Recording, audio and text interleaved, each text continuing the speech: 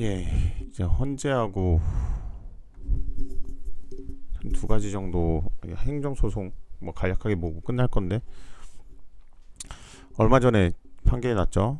음주운전 속칭 윤창호법 관련해서 가중처벌하는 게 위헌이라는 판결이 났죠. 그래서 이거 관련해서 뉴스하고 판결문 잠깐 주문까지만 볼게요.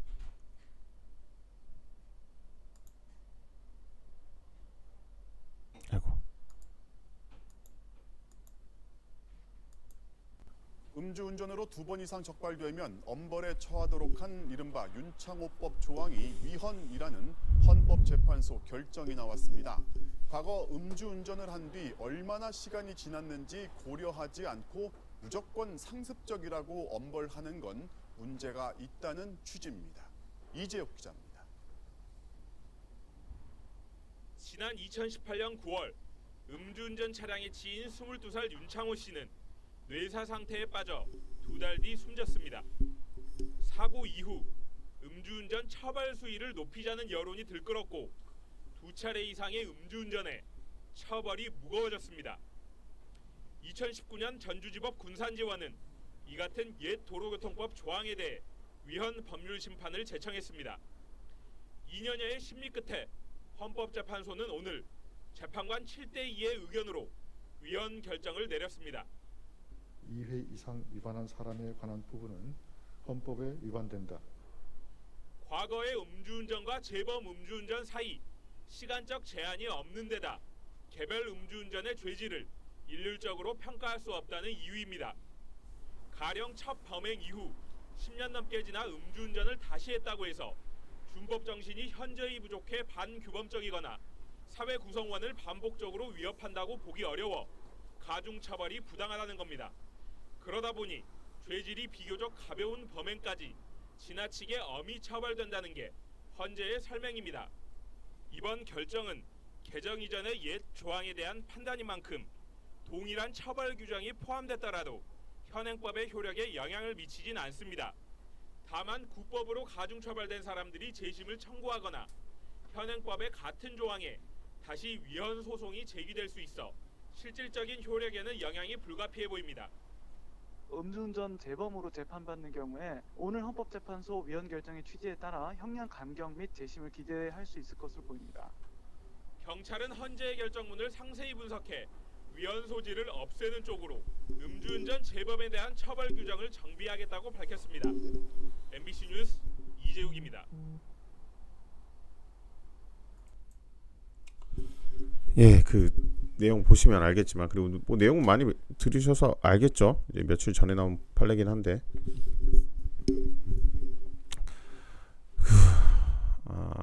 여기 보시면은 그 당해 사건이 있어요. 이게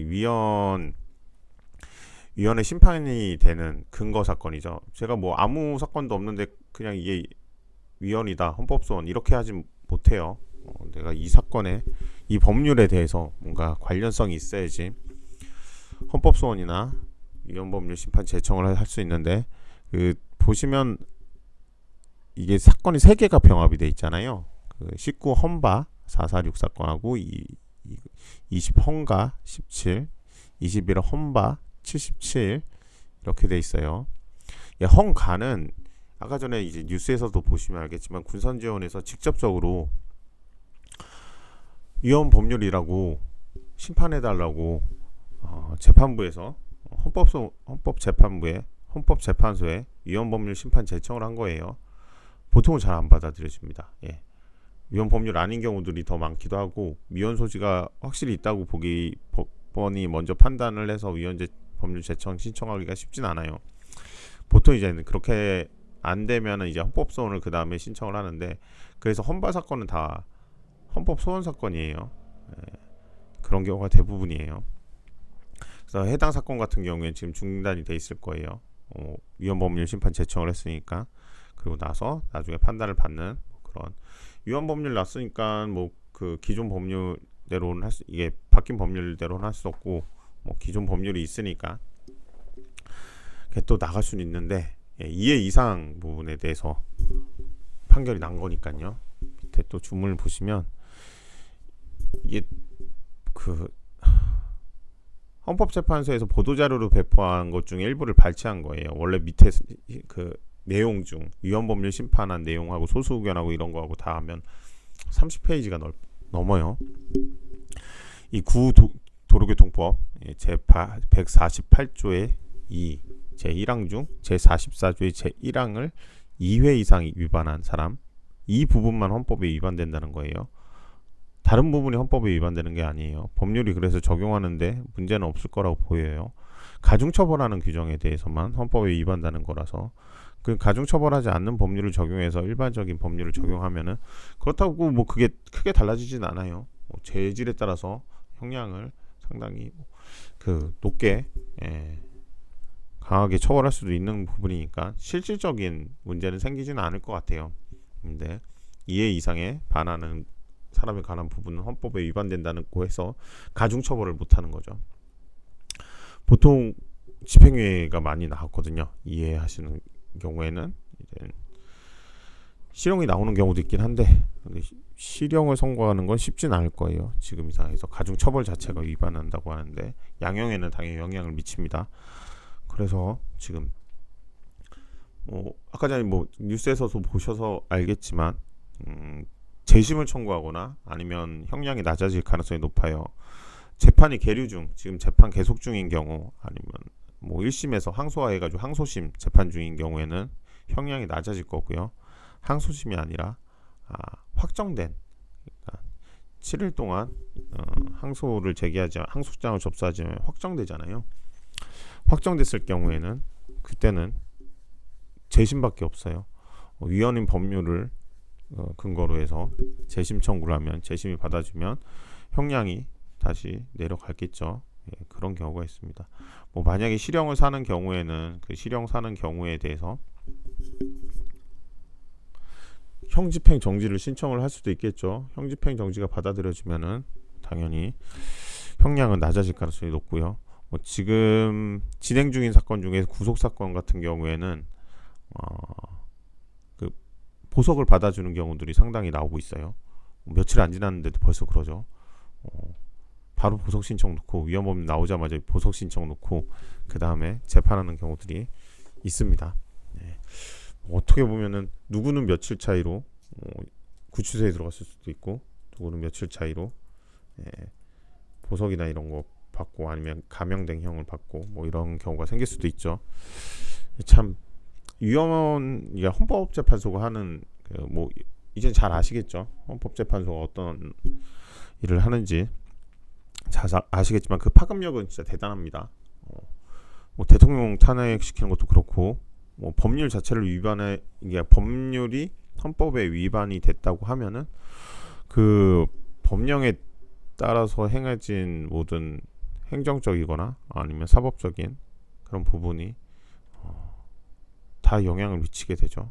그래서 판결 하나하나가 되게 영향이 커요. 그래서 특히 이런 음주운전 관련 법률이나 이런 경우에는 상당히 오랜 기간 심사숙고해서 하는 게 헌법소원 되게 많이 들어오거든요. 생각보다 많이 들어와요. 그런데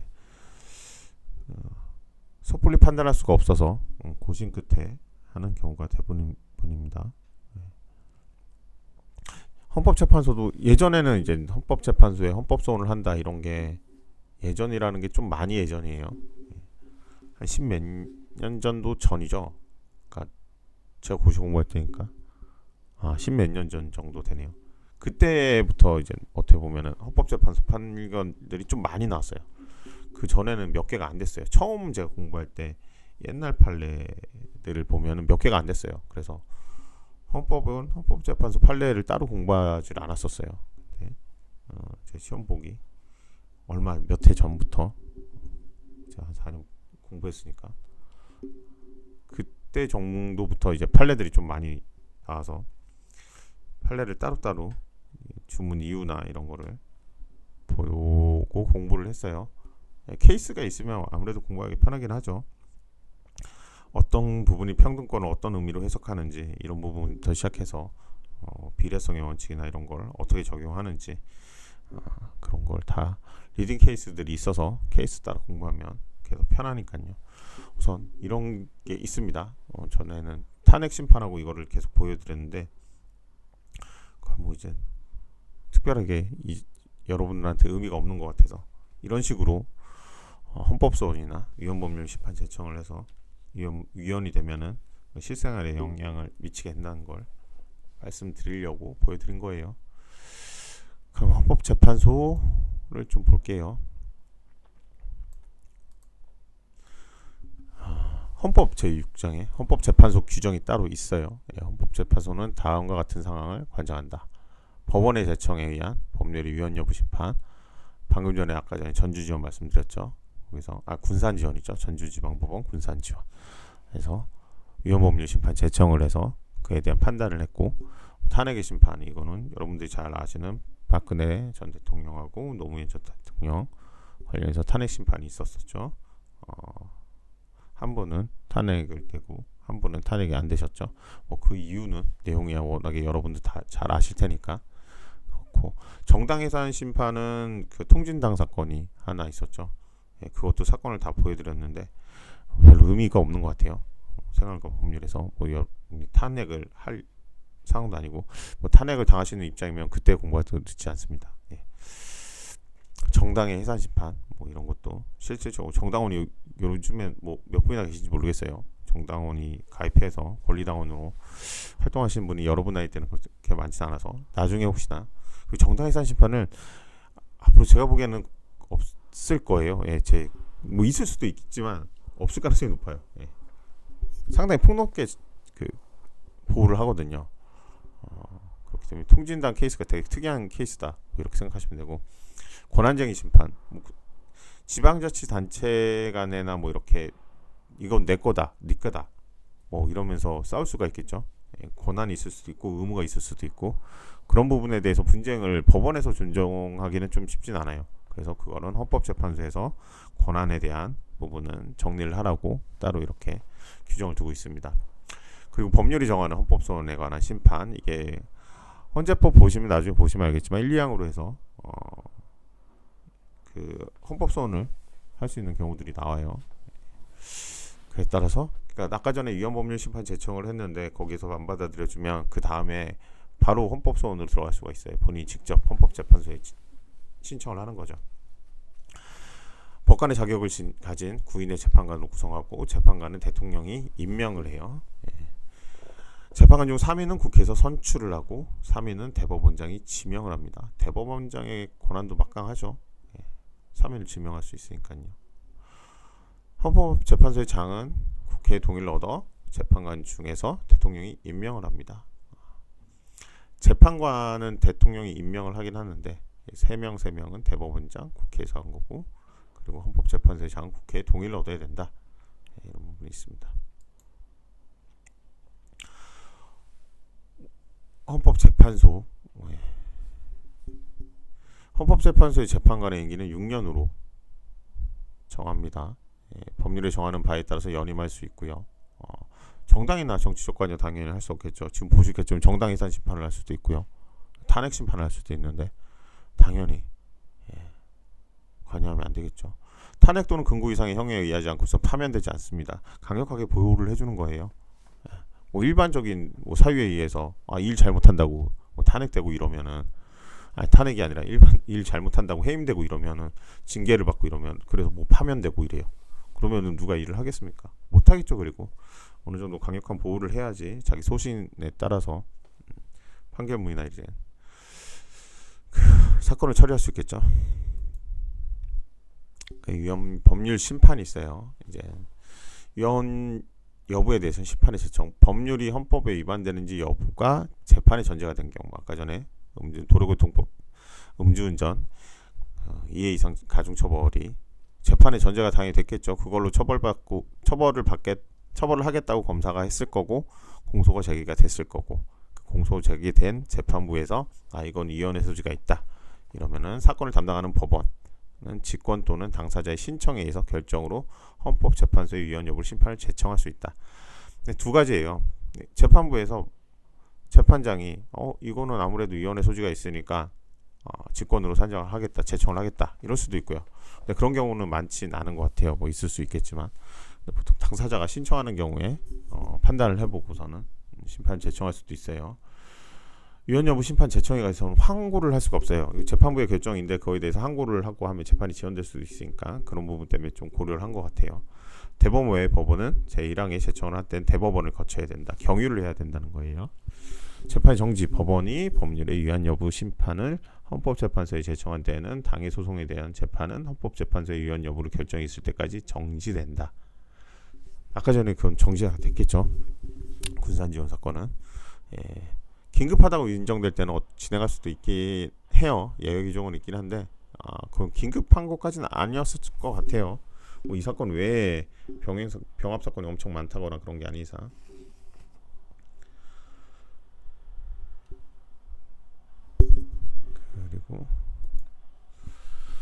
그리고 탄핵은 이제 많이 보셔서 알겠죠. 예. 대통령, 국무총리.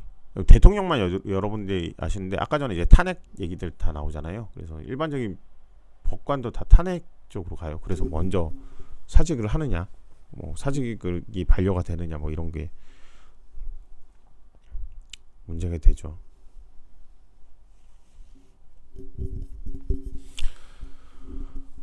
소추위원 탄핵 심판은 국회 법제사법위원회 위원장이 소추위원을 된다. 뭐 항상 말씀을 드리는 건데 그 국회에서 위원장 중에 각 위원회가 있잖아요. 그 집권당에서 꼭 가져가려고 하는 게 법제사법위원회 위원하고 법제사법위원회에서 입법기관이잖아요. 국회는 입법기관에 관련된 모든 법률에 대해서 판단을 합니다. 그렇게 생각하시면 돼요. 간단하게. 그래서 법제사법위원회에서 통과를 하고 그 다음에 본회의에 산정되는 경우들이 대부분이에요. 그렇기 때문에 법제사법위원회를 가져가려고 하는 게 이제 크고 예산 결산 심의위원회 뭐 이런데 아무래도 이제 입법기관에서 예산에 대해서도 하죠. 판단을 하죠. 그래서 뭐 증액을 하니 뭐 새로 증액 신청 증액이라고 하긴 않죠. 갑자기 단어가 생각 안 나는데 추가로 추경을 편성을 하죠. 이런 것도 있고 그래서 금전적인 실질적인 이해관계가 많기 때문에 그런 부분도 이제 가져가려고 노력을 하죠. 그랬습니다. 뭐 탄핵 심판 같은 경우에도 이런 막강한 권한을 가지고 있죠. 소추위원회니까 실질적으로 탄핵 수치의 의결을 받은 사람은 심판이 있을 때까지 그 권한 행사가 정지가 됩니다. 심판을 했는데 만약에 탄핵이 나오면은 당연히 뭐 그만둬야 되겠죠. 그런 거하고 똑같습니다. 이제 일반적인 헌법 소원의 청구 사유예요. 공권력의 행사 또는 불행사 이런 거 침해받는 자. 공권력의 행사는 뭐 지자체에서 행정처분이나 이런 걸 수도 있고요. 뭐 조례 제정하고 이런 걸 수도 있고요. 여러 가지 권리 권한 행사로 인해서 문제가 생길 수가 있어요. 그런 경우에는 재정 신청 거쳐서 이 헌법소원 거쳐서 그리고 2항은 아까 전에 이제 41조에서 위헌법률 심판 제청이 있었죠. 거기에서 이제 안 받아들여지는 경우가 있잖아요. 그래서 당사자는 신청 기각된 경우에 당사자는 헌법재판소에 헌법소원 심판 청구를 해서 제청 신청을 할 수 있다. 뭐 이런 조항이 있습니다. 청구 기간, 청구 기간이 뭐 항상 중요하죠. 사유가 있으면 한 날로부터 90일, 그 사유가 있는 날로부터 1년 이내 해야 되고요. 다른 구제 절차가 있으면 그 구제 절차 최종 결정을 통지받은 날로부터 30일 이내에 청구해야 되고요. 2항은 이제 41조 1항 위헌법률 심판 제청이 기각됐을 경우에 그에 따른 헌법소원 심판이죠. 기각 결정 통지받으면 30일 내에 청구해야 됩니다. 이제 간략하게 행정소송을 볼 텐데요. 뭐 행정소송 제소기간만 실질적으로 신경 쓰시면 돼요. 뭐 항상 이제 하는 말 중에 하나인데 제소기간 놓치면 아무것도 할 수가 없으니까요. 무효로 다퉈야 돼요. 취소가 아니라. 그러면 무효는 아무 때나 할 수 있어요. 원래 없는 거니까 아무 데나 할 수 있는데 그만큼 되게 엄격합니다. 무효로 시키는 거를 엄격하게 해석하지 않으면은 아무 때나 그냥 무효가 된다고 하면은 법적 안정성이 없겠죠. 다른 이해관계인들은 항상 공포에 떨고 있어야 되겠죠. 문제가 생긴다고 하면은. 그렇기 때문에 취소보다는 당연히 어렵습니다. 처분이 있으는 안날로부터 90일. 오타가 있어서 안날로부터 90일, 공고, 고시 등의 처분은 고시일로부터 5일 경과한 후 기산을. 이거는 중요하지 않고요. 뭐 처분이 있으면 안날로부터 90일이랑 처분이 있는 날로부터 1년 이렇게 보시면 됩니다. 송달 받은 때로부터 기산해서 재결서는요, 행정심판 청구했을 때 기산을 하고, 손실보상은 뭐 이의 신청을 하고 재결서를 받은 날로부터 30일 뭐 이렇게 기산하는 기산점이 있습니다. 뭐 기산점에 따라서 계산하는 일자가 달라지니까 그것도 아셔야 되겠죠.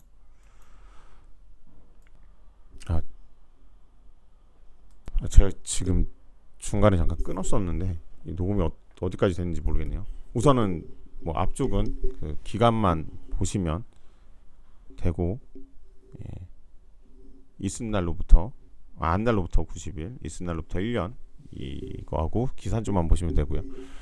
행정처분 적법성 심사는 위법 판단의 대상, 판단 기준, 처분 사유 추가 변경인데, 추가 변경은 기본적 사실관계가 동일하게 필요해요.